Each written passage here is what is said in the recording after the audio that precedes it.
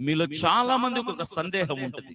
आप लोगों को, बहुत से लोगों को ये एक डाउट हो सकता है, క్రైస్తవులు చాలా చెడ్డోళ్ళు, मसीह लोग बहुत बुरे लोग हैं, మేము పెట్టింది తినరు, हम लोग देने वाला नहीं खाते हैं, మేము ఇచ్చింది తాగరు.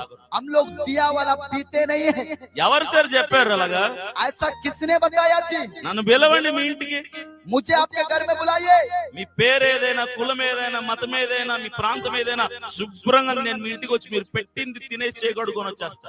आपका नाम क्यों ना, कोई भी कुछ ना हो, आपका धर्म, आपका जाति कुछ भी क्यों ना हो, मैं आपके घर में आऊंगा, आप जो खिलाएंगे उसको खाऊंगा, हाथ धो करके फिर वापस आऊंगा। మీరేం పెట్టినా తింటాను నేను.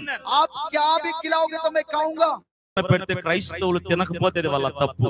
अगर आप लोग कोई भी अगर खिलाते हैं मसीहों को, अगर वो लोग नहीं खाते हैं तो उनकी गलती है। యేసుక్రీస్తుని నమ్ముకున్న ఒక సేవకు